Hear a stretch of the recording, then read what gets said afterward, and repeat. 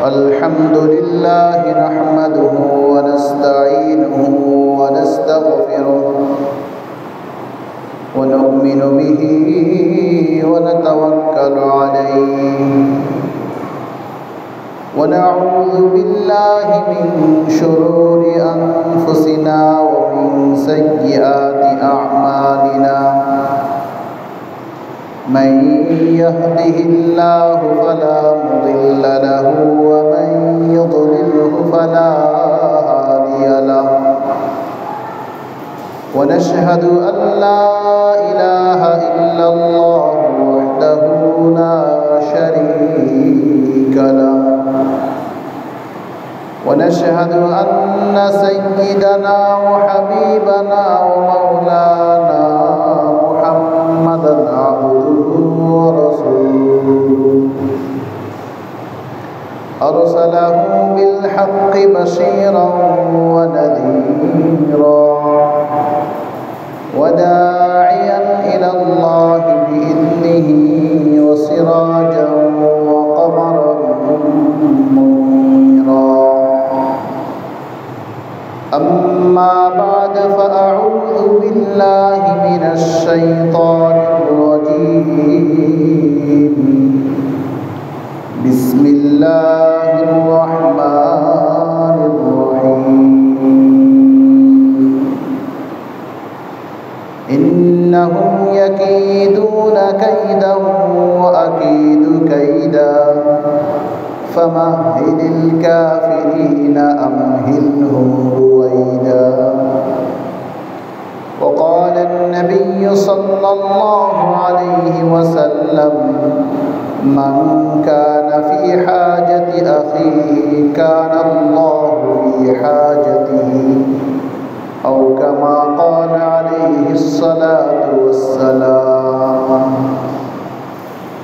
اللهم صل على محمد وعلى آل محمد كما صليت على إبراهيم وعلى آل إبراهيم إنك حميد مجيد اللهم بارك على محمد وعلى آل محمد كما باركت على إبراهيم وعلى آل إبراهيم إنك حميد مجيد ربي زدني علما رب اشرح لي صدري ويسر لي أمري واحلل عقدة من لساني يفقه قولي وبك نستعين يا فتاح محترم মুসল্লিন কিরাম মহান আল্লাহ পাকের দরবারে অসংখ্য গণিত শুকর যে মহান প্রতিপালক আপনাকে আমাকে আল্লাহ পাকের ঘর মসজিদে জুমার দিনে প্রথম দিকে আসার তৌফিক দিয়েছেন শুকর আলহামদুলিল্লাহ মুহতারাম হাজিরিন আমরা এমন একটা সময় অতিবাহিত করছি যে সময়টা অত্যন্ত প্রতিকূল বড়ই দুঃসময় আমরা পার করছি আমরা এমন সময় এখানে মসজিদে বসে কথা বলছি আমরা হয়তো খুব ভালো আছি বিশেষ করে আমাদের নরসিংদী নারায়ণগঞ্জ গাজীপুর এই ঢাকা এই কিছু জেলা আমরা একটু ভালো আছি বিশেষ করে ফেনী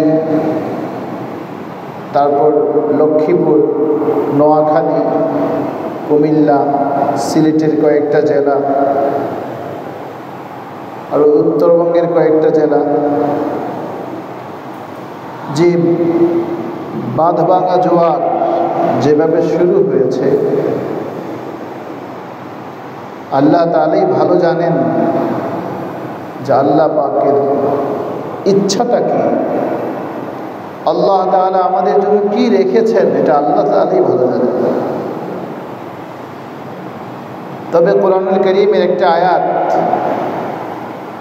যে কথাটা আমাদেরকে,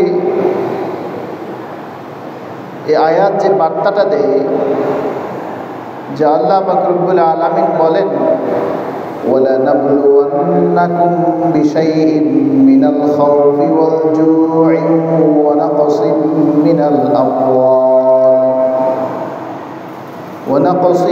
مِّنَ الْأَمْوَالِ وَالْأَنفُسِ وَالثَّمَرَاتِ وَبَشِّرِ الصَّابِرِينَ।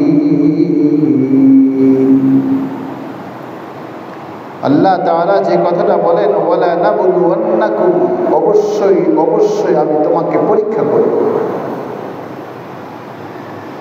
আমাদের জীবন যদি শুধু পরীক্ষাই, সুখে থাকাটাও পরীক্ষা আর দুঃখে থাকাটাও পরীক্ষা, সুস্থ থাকাটাও পরীক্ষা, অসুস্থ থাকাটাও পরীক্ষা। এই জন্য আল্লাহ বলছেন ওয়ালানাবলুওয়ান্নাকুম বিশাইইন, যে তোমাকে বহুমুখী পরীক্ষায় আমি সম্মুখীন করব, পরীক্ষা তোমাকে দিতে হবে।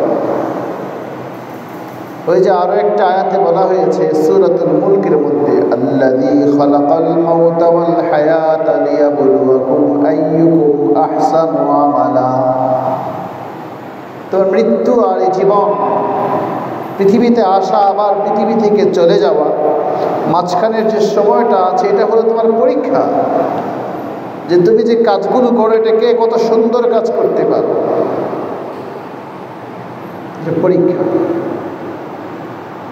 এই যে জোয়ার ভাটা, ভালো মন্দ, আধার আলো, সুখ দুঃখ, সবকিছুই পরীক্ষা। সবকিছুই তো আল্লাহ তাআলা পরীক্ষার জন্য করেছে। আল্লাহ তাআলা বললেন মিনাল খাউফি ওয়াল জু, ভয় থাকবে, ক্ষুধা থাকবে, ওয়া নাকসিম মিনাল আমওয়াল ওয়াল আনফুসি ওয়াত থামারাত, সম্পদ রাশির সংখ্যা থাকবে, জীবন মাসের সংখ্যা থাকবে, মানুষের ফসলি জমিন নষ্ট হয়ে যাওয়া, ফসল নষ্ট হয়ে যাওয়ার সংখ্যা থাকবে। এই বহুমুখী সংখ্যার ভীত সন্ত্রস্ত ভয় ভীতি, এ সব কিছু দিয়ে মানব জীবনটাকে পরীক্ষা দিয়ে ঘিরে রাখা হয়েছে। এখানে এই প্রতিকূল পরিবেশে আমার কাজ হচ্ছে ওয়াবাশশিরিস সাবিরিন, ওয়াবাশশিরিস সাবিরিন, ধৈর্য ধরা। আল্লাহ বলেন এই ধৈর্যশীল যারা আছে তাদেরকে আমার পক্ষ থেকে সুসংবাদ দেন। ধৈর্যের ফল সবসময় মিষ্টি হয়, এটা ভালো হয়। ধৈর্যের ফল কখনো তিক্ত হয় না, ধৈর্যের ফল কখনো কষ্টের হয় না। ধৈর্যশীল যে যত বেশি, দেখবেন ধৈর্যশীল আর সহনশীলতা যার মাঝে যতটা বেশি, এই গুণটা যার মাঝে যত বেশি আছে, সে তত বেশি বড় হতে পারে, সে তত বেশি অনুসরণীয় হয়ে যায়, সে ইতিহাসের পাতায় তার নাম তত বেশি স্মরণীয় হয়ে থাকে। যে আল্লাহ বলেন বান্দা ধৈর্যশীল হও। ওয়াবাশশিরিস সাবিরিন الذين إذا أصابتهم مصيبة قالوا إنا لله। আল্লাহ বলেন الذين إذا أصابتهم مصيبة قالوا إنا لله। যখন বিপদ আপদ মুসিবত স্পর্শ করে চলে আসে, আল্লাহ বলেন তারা যেন বলে ইন্না লিল্লাহ, নিশ্চয়ই আমরা আল্লাহ তাআলার জন্য, ওয়া ইন্না ইলাইহি রাজিউন, অবশ্যই আমরা আল্লাহ তাআলার জন্য আর আমরা আল্লাহ তাআলার কাছেই ফিরে যাব।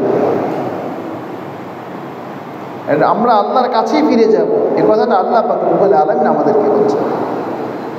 অন্য জায়গায় বলেন যহরাল ফাসাদু ফিল বাররি ওয়াল বাহরি বিমা কাসাবাত আইদিন নাস। বলেন যাহারাল ফাসাদু ফিল বাররি ওয়াল বাহরি বিমা কাসাবাত আইদিন নাস, জলে স্থলে যে বিশৃঙ্খলা দেখা দেয়, বিমা কাসাবাত আইদিন নাস, এটা তোমাদের হাতের ফসল। আল্লাহ বলেন আমি কেন দেই? লিউযীকাহুম বা'দাল্লাযী আমিলু লাআল্লাহুম ইয়ারজিউন, এই কষ্ট একটু প্রতিকূলতা আমি এজন্য দিই যাতে করে তোমরা ফিরে আসো ভালো পথে। তোমাদের মাঝে পরস্পরের মধ্যে যেন একটা সৌহার্দ্য, একটা হৃদ্যতা, আন্তরিকতা যেন তৈরি হয়। তোমরা যেন অপকর্মে যারা জড়িত তারা যেন ভালো পথে ফিরে আসো, অসৎ পথে যারা পরিচালিত হয়েছ তারা যেন ভালো পথে ফিরে আসো। এই সব ভালো সিদ্ধান্তগুলো নেওয়ার জন্য, প্রত্যাবর্তনের জন্য, ভালো দিকে ফিরে আসার জন্য আল্লাহ বলেন লাআল্লাহুম ইয়ারজিউন, যাতে করে ফিরে আসতে পারো। এই জন্য আল্লাহ একটু কষ্ট দেন। কিন্তু আমরা উল্টাটা করি। আল্লাহ পাক রব্বুল আলামিন বলেন ওয়াইদা মাসান নাসা দুররুন দাআ রাব্বাহুম মুনিবিনা ইলাইহি সুম্মা ইযা আযাকাহুম মিনহু রাহমাতান ইযা ফারীকুম মিনহুম বিরাব্বিহিম ইউশরিকুন।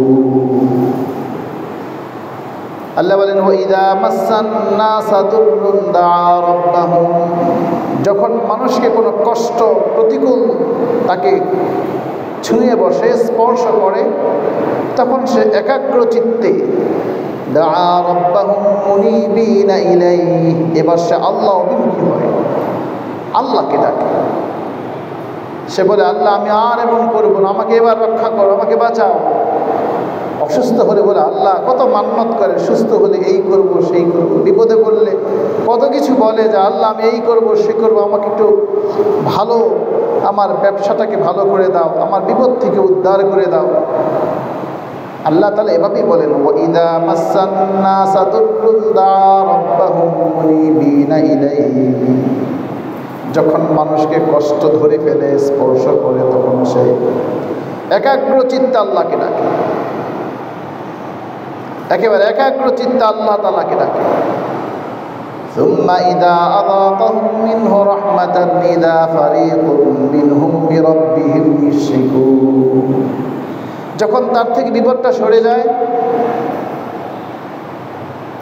যখন বিপদ সরে যায়, সুম্মা ইযা আযাকাহুম মিনহু রাহমাতান, আল্লাহ বলেন যখন সে একটু সুখ অনুভব করে, যখন একটু দয়া সে অনুভব করে, আমি যখন তাকে দয়া করি, তখন তাদের মধ্য থেকে একটা গ্রুপ এমন তারা বলে ফেলে, যেটাকে আমরা খুব শক্ত হাতে, এই প্রতিকূলতার মুহূর্তে আমরা খুব শক্তভাবে এটাকে প্রতিরোধ করার চেষ্টা করেছি। আমাদের ভূমিকাটা খুব ভালো ছিল। ইযা আযাকাহুম মিনহু রাহমাতান ইযা ফারীকুম মিনহুম বিরাব্বিহিম ইউশরিকুন, কতক দল এমন আছে, কতক মানুষ এমন আছে যারা তার প্রতিপালকের সাথে তখন শিরিক করে বসে, যে এই ঔষধ যদি আমি সেবন না করতাম তাহলে তো ভালোই হতো না, এত ভালো ডাক্তার দেখিয়েছি যে উনি ভালো একজন চিকিৎসক, এশিয়ার মধ্যে সবচেয়ে ভালো অথবা বিশ্বের শ্রেষ্ঠ ডাক্তার, অমুক একটা বিশ্বের খ্যাতনামা হসপিটালে আমি চিকিৎসা করেছি তাই ভালো হয়েছে, কত দামি ঔষধ সেবন করেছি, ভালো হবো না কেন? অতএব এই যে বন্যা কবলিত যে অঞ্চলগুলিতে যদি বলা হয় এই বন্যার্তদের মাঝে যথাসময়ে ত্রাণ পৌঁছে দেওয়া হয়েছে, তাদেরকে সঠিক সময় উদ্ধার করার কাজে অন্য সকলকে নিয়োজিত করা হয়েছে, সকলে যথাসময়ে সব কিছু নিয়ে তাদেরকে উদ্ধার কাজে ব্যস্ত হয়েছে বলেই এই এতগুলো মানুষকে রক্ষা করা যেতে পেরেছে। মানে কত কথা আমরা বলি, যে এই কথাটা খুবই কম বলা হয় যে আল্লাহ আমাদেরকে রক্ষা করেছে। এটাই আল্লাহ তাআলা বলেন ইযা আযাকাহুম মিনহু রাহমাতান, যখন একটু সামান্য দয়া আমার কাছ থেকে তারা পায়, ইযা ফারীকুম মিনহুম বিরাব্বিহিম ইউশরিকুন, ফারীকুন মানে একটা দল, একটা গোষ্ঠী, তারা উঠে পড়ে নামে, তারা বলে যে এটা এই সময়টা হয়েছে বলে এটা সম্ভব হয়েছে। দেখুন না, অনেক সময় আমরা বলি না যে বাম্পার ফলন হয়েছে, কৃষকের হাতে যথাসময় বীজ পৌঁছে দেওয়া গেছে, তাদেরকে বিভিন্ন সামগ্রী যথাসময় তাদের কাছে সরবরাহ করা সম্ভব হয়েছে বলেই বাম্পার ফলন হয়েছে। এই কথা আমরা বলি না যে আল্লাহ দিয়েছেন বলেই হয়েছে, এই সংখ্যাটা খুবই কম। অধিকাংশ শিরিক করে বসে। ফারীকুম মিনহুম বিরাব্বিহিম ইউশরিকুন, তারা বলতে চায়, বুঝাতে চায় যে এটা আল্লাহ তাআলা, এটা আল্লাহ তো দিয়েছেন, কিন্তু এটা না হলে এটা হতো না। এর নাম ঈমান না। ঈমান হচ্ছে সরাসরি আল্লাহ তাআলাই আমাকে কথা বলার শক্তি দিয়েছেন আল্লাহ, তাই আমি কথা বলতে পারছি, জমিনের উর্বরতা শক্তি দিয়েছেন আল্লাহ। এক হাদিসের মধ্যে আসছে, আমরা বীজ রোপণ করি, বৃক্ষ রোপণ করি, যখন এই বীজটা মাটির নিচে চলে যায় তখন বীজ আল্লাহ তাআলার কাছে অনুমতি চায়, ফেরেশতারা আল্লাহর কাছে অনুমতি চায় যে এই বীজটা কি সে কি আস্তে করে সে তার যে কাণ্ড এটা কি উপরের দিকে উঠবে কি উঠবে না, ডালপালা ছড়াবে কি ছড়াবে না, এই সমস্ত অনুমতি আল্লাহ পাকের কাছে ফেরেশতারা চায়। আল্লাহ যখন অনুমতি দেন তখন সে বীজটা মাটির উপরে তার আস্তে করে মাথাটাকে প্রকাশ করে। ঠিক তেমনিভাবে আমরা যখন ঔষধ সেবন করি, ঔষধ দেহে প্রবেশের পর আল্লাহ পাক রব্বুল আলামিনের কাছে ফেরেশতারা অনুমতি চায় যে আল্লাহ সে যে ঔষধটা সেবন করেছে এই ঔষধটা রোগ প্রতিরোধের কাজে লাগবে নাকি এটাকে বিপরীত কোনো কাজ করবে। যদি আল্লাহ তাআলা ঔষধের মধ্যে সে অনুমতি দিয়ে দেন, ফেরেশতাদেরকে যদি বলেন হ্যাঁ এই রোগ প্রতিরোধের জন্য তার ঔষধ কার্যকর হোক, তাহলে সেই ঔষধের মাধ্যমে আমাদের রোগটা আল্লাহ তাআলা সরাইয়া দেন। আমরা এটা বলতে চাই না। এই জন্য আল্লাহ পাক রব্বুল আলামিন বলেন, বান্দা শোনো, তোমার সব কিছু কিন্তু আমার কাছে, আমি তোমার স্রষ্টা, আমি তোমার রব। তুমি যাই কিছু বলো, যাই কিছু করো, আমি তোমার স্রষ্টা, আমি তোমার রব।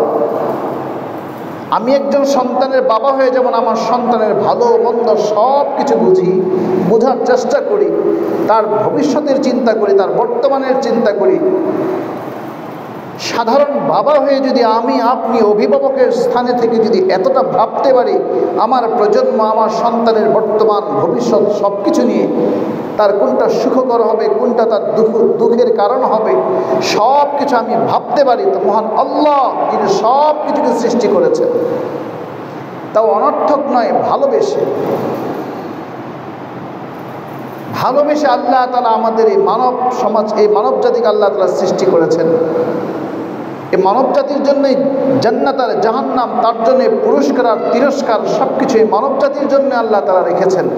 সে মানুষকে কতটা ভালোবাসেন আল্লাহ। আমরা কত পাপাচারে লিপ্ত থাকি, আমরা কত অন্যায় করি, তবু আল্লাহ পূর্ব দিক থেকে সূর্য উঠান, পশ্চিম দিকে নেন।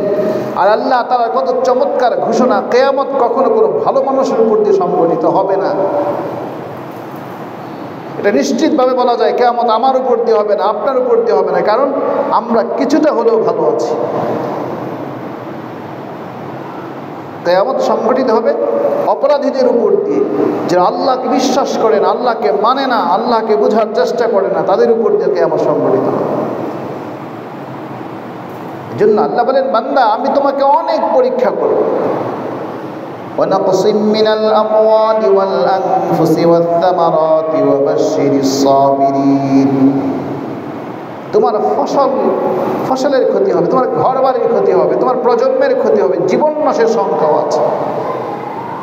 এজন্য মুমিনের সর্ব অবস্থায়, আমি সুখে থাকি আর দুঃখে থাকি, সর্ব অবস্থায় আলহামদুলিল্লাহ আলহামদুলিল্লাহ।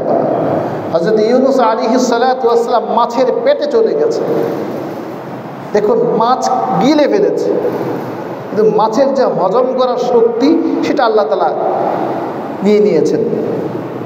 সেখানে ইউনূস আলাইহিস সালাতু ওয়াস সালামকে আল্লাহ তাআলা জীবিত রেখেছেন।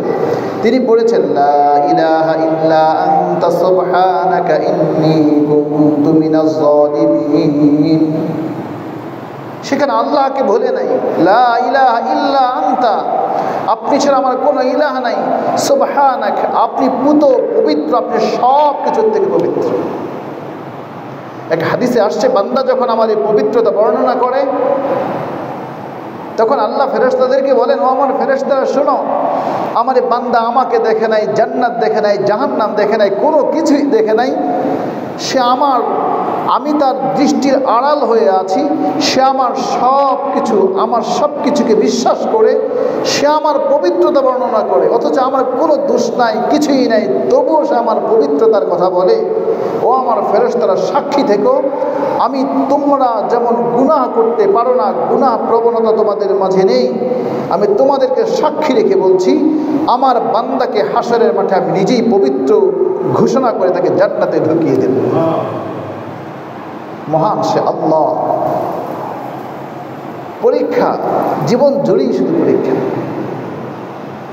দেখুন 22 তো বন্যা হয়েছে, এই যে সুনামগঞ্জ বিভিন্ন জায়গাতে বন্যা হয়েছে, নেত্রকোনার ওইদিকে বন্যা হয়েছে, এবারেও কিন্তু সব কিছু। আমাদের ইসলামপুর মাদ্রাসার একজন শিক্ষক এই যে সৃষ্টি করে এখানে ইসলামপুর মাদ্রাসা আছে, মুফতি আব্দুল রশিদ সাহেব হাফিজাহুল্লাহ তাআলা, ওনার বাড়ি হচ্ছে ফেনীতে। ওনার সাথে যোগাযোগ করা যাচ্ছে না, মাদ্রাসা ছুটি হয়েছে, 1 সপ্তাহ ছুটি ছিল, উনি সেখানে বাড়িতে গেলেন, ওনার পরিবার কারোর খোঁজ পাওয়া যাচ্ছে না। আমার একজন উস্তাদে মুহতারাম লক্ষ্মীপুরের, ওনার সাথে যোগাযোগ করা যাচ্ছে না। কতটা কষ্ট মানবতার জীবন। গত রাতে একজন ফোন করেছে, বলছে ভাই কোনো কিছু ব্যবস্থা থাকলে করেন, বাঁচাবার কোনো ব্যবস্থা আছে কি? এরপর আর তার সাথে যোগাযোগ করা যাচ্ছে না। রাতে 2টা বাজে ফোন করেছে, এরপর আর তার সাথে যোগাযোগ করা যাচ্ছে না। মুহতারাম হাজিরিন, এই মানুষগুলোর পাশে দাঁড়াবো আমাদের, তাদের পাশে দাঁড়ানো আমাদের দায়িত্ব। এখন আল্লাহ আমাকে ভালো রেখে, আমাকে ভালো অবস্থায় রেখে আমাকে পরীক্ষা করছেন, তুমি এখন কি করো? তাদেরকে প্রতিকূল পরিবেশে ফেলে তাদেরকে পরীক্ষা করছেন, এখন তারা কি করে? কতটা প্রতিকূলতার মাঝে তারা আছে এটা এখন সবার কাছে স্পষ্ট। যেহেতু এখন যোগাযোগ মাধ্যম, এই সোশ্যাল মিডিয়ার মাধ্যমে আমরা সব কিছু জানতে পারি।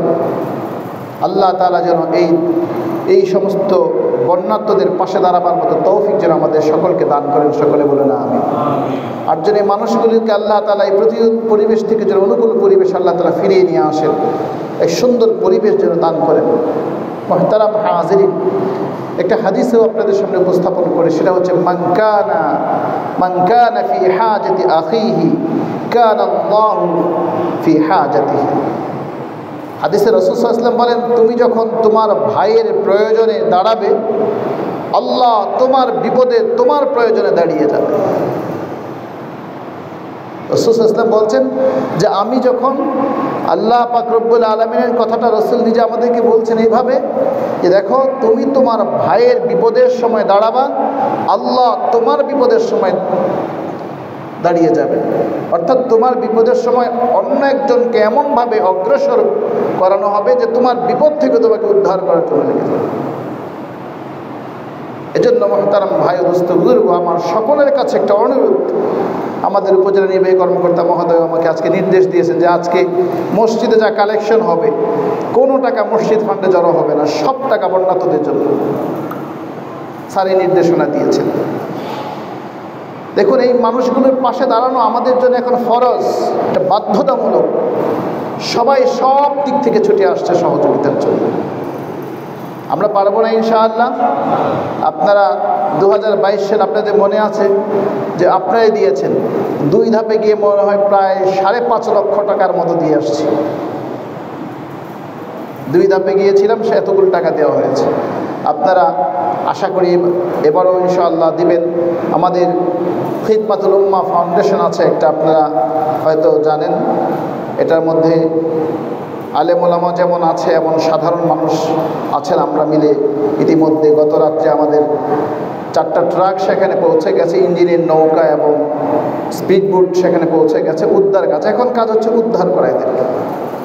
উদ্ধার কাজ যত দ্রুত করা যায়, এরপর তাদেরকে বিশুদ্ধ পানি সরবরাহ করা, খাবার সরবরাহ করা। আমরা কত ভালো আছি দেখুন। আল্লাহ পাক রব্বুল আলামিনের কাছে নিজের সব কিছু উজাড় করে আল্লাহকে বলা, আল্লাহ আপনি আমাকে ভালো রেখেছেন, আপনি আমাকে ভালো রেখেছেন, আমার ওই ভাইটাকে একটু ভালো রাখেন। একটা ছোট্ট শিশু বাচ্চা আমি দেখে আমার খুব খারাপ লেগেছে।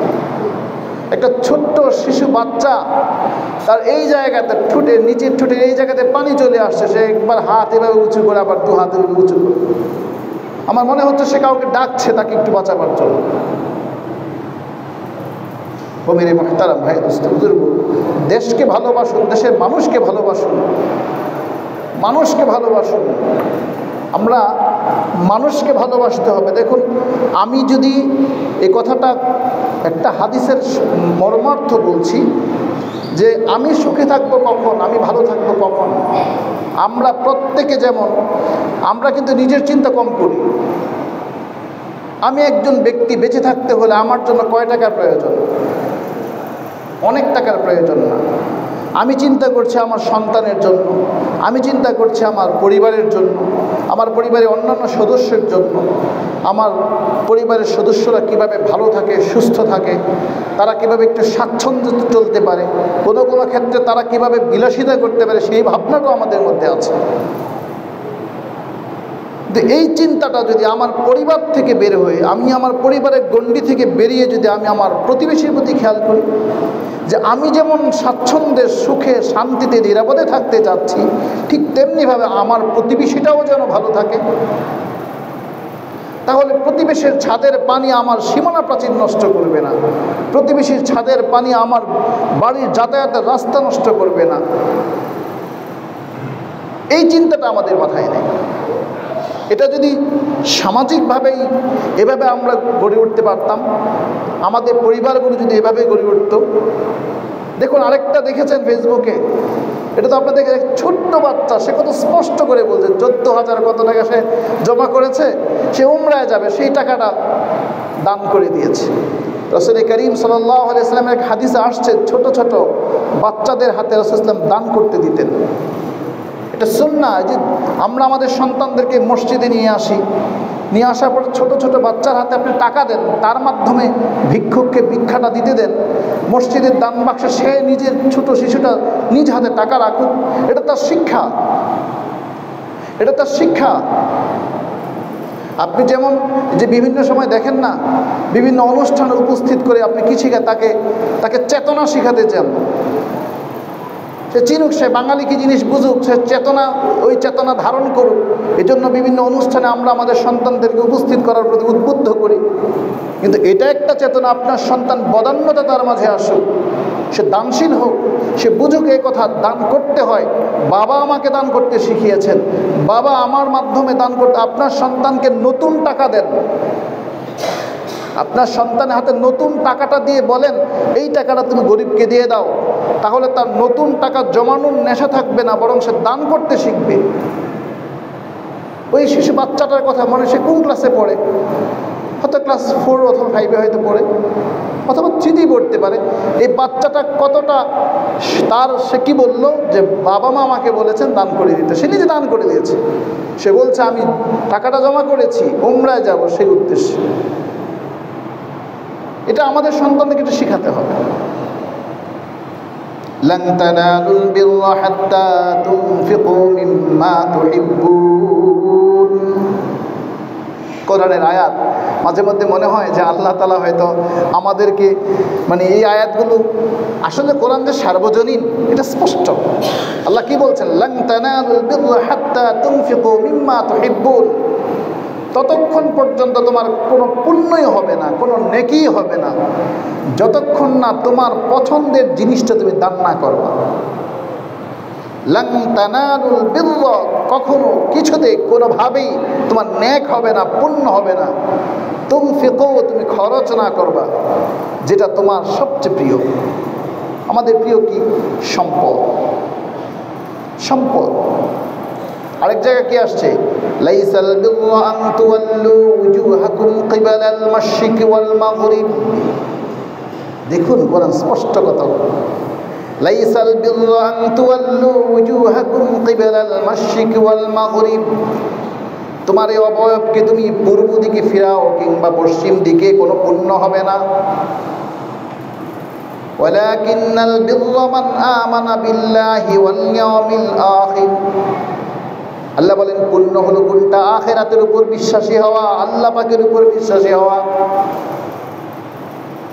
আখিরাতকে বিশ্বাস করা এবং আল্লাহকে বিশ্বাস করা, এই বিশ্বাসকে হৃদয়ে ধারণ করে দেখেন। আবার এই শুধু বিশ্বাস নিয়েও হবে না, ওয়াতাল মাল আলা হুব্বিহি যাবিল কুরবা ওয়াল ইয়াতামা ওয়াল মাসাকিন। আমি বিশ্বাস আর নামাজ পড়লাম, আল্লাহ বলেন না এটা পুণ্য না, এটাই শুধু তোমার পুণ্য হবে না। ওয়াতাল মাল আলা হুব্বিহি, যেই সম্পদ জমা করার জন্য তোমার ভালোবাসা আছে, যেই সম্পদ তোমার প্রজন্মের জন্য রাখতে চাও, যে সম্পদ তোমার বার্ধক্যে তোমাকে বাঁচাবে। ওয়াইলুল লিকুল্লি হুমাযাতিল লুমাযা আল্লাযী জামা মালাও ওয়া আদ্দাদা। জমা করে কয়টা ডিপিএস, কয়টা দেওয়া হয়েছে, কত টাকা হবে, খুব হিসাব। সন্তানের জন্য করা হয়, স্ত্রীর জন্য করা হয়, আর কত কত ভাবে যে এই বিমাসে অনেক কিছু করা হয়। কেন? আল্লাযী জামা মালাহু, আল্লাহ কি বলেন? জামা মালাহু ওয়া আদ্দাদা, সে জমা করে। ইয়াহসাবু, সে ধারণা করে, আন্না মালাহু, তার এই জমাকৃত সম্পদ, আখলাদা, তাকে স্থায়িত্ব দিবে, তাকে বাঁচাবে। এদের জন্য ওয়াইলুন, দুর্ভোগ, যারা মানুষকে নিন্দা করে আগে এবং পিছনে, পিছনে নিন্দায়, সামনেও নিন্দায়, অথবা সামনে প্রশংসা করে, পিছনে তো একে। আবার সে সম্পদ জড়ো করে, এটা ধারণা করে ভবিষ্যতে সম্পদ তাকে রক্ষা করবে, বার্ধক্যে চিকিৎসার জন্য কাজে আসবে। এগুলো আমাদের ধারণা, শুধুমাত্র ধারণা এগুলো। যেটা আল্লাহ বলছে এই যে দুর্ভোগ ওই সকল মানুষের জন্য। আবার আল্লাহ অন্যত্র কি বলছেন? যে পূর্ব দিকে ফিরা, পশ্চিম দিকে ফিরে মাথাটা করে দেওয়া, এটা শুধুই পুণ্য নয়। ওয়াতাল মাল আলা হুব্বিহি যাবিল কুরবা ওয়াল ইয়াতামা ওয়াল মাসাকিন ওয়া ইবনাস সাবিল ওয়াস সাইলিনা ফির রিকাব ওয়া আকামাস সালাত। চিন্তা করে দেখুন, ওয়া আকামাস সালাত কোথায় নিয়ে আসছে? প্রথম বলছেন ওয়াতাল মাল আলা হুব্বি, আপনি 10 টাকার নামাজ পড়তে রাজি, কিন্তু 10টা টাকা দান করতে রাজি না। এটা খুব হিসাব। 10 টাকা আমার ছেলেকে দিয়ে চিপস খেতে পারবে, 10 টাকা আমার একটা কাজ আছে, 10 টাকার নামাজ পড়ে বলে সমস্যা নেই, হুজুর নামাজ পড়বো। এই জন্য আল্লাহ প্রথমে নিয়ে আসলে, আপনি খুলুন সূরাতুল বাকারা 2 নম্বর পারার 5 নম্বর পৃষ্ঠা মাঝামাঝিতে পড়ুন, দেখেন সেখানে কি বলা হয়েছে। ওয়াতাল মাল আলা হুব্বিহি, যে মালের প্রতি তোমার ভালোবাসা আছে, যে মাল জমা করতে তুমি পছন্দ করো, ওই মালটাকে দান করো। কোথায়? যাবিল কুরবা ওয়াল ইয়াতামা ওয়াল মাসাকিন। ব্যাখ্যাটা আমি এভাবে করব, নরসিংদী নারায়ণগঞ্জের মানুষ তোমরা ভালো আছো, তোমাদের বন্যা কবলিত, তো বন্যার কবল তোমরা হও নাই, কিন্তু তোমাদের পাশের জেলা কুমিল্লা, আমি যদি এখনকার তাফসীরটা যদি এভাবে করি, পাশের জেলা কুমিল্লা, বিবেড়িয়ার কিছু অংশ এত প্লাবিত, আল্লাহ বলেছেন ওইখানে দাও। যাবিল কুরবা ওয়াল ইয়াতামা ওয়াল মাসাকিন ওয়া ইবনাস সাবিল ওয়াস সাইলিনা ফির রিকাব। এরপর ধারাবাহিকভাবে কথা বলা হচ্ছে। এজন্য মেরে মুহতারাম ভাই, দোস্ত, বুজুর্গ, বন্যায় এই বন্যার্তদের মাঝে আমরা কি দান করতে রাজি আছি না? ইনশাআল্লাহ সবাই রাজি আছেন তো? আল্লাহ তাআলা আমাদের সকলকে ইনশাআল্লাহ এখন সুন্নত পড়ব, সুন্নতের পরে ইনশাআল্লাহ তাআলা আমরা যে যা দিতে চাই দেব, সে ব্যাপারে আমি কিছু কথা বলবো। আল্লাহ তাআলা আমাদের সকলকে আমল করার তৌফিক দান করুন।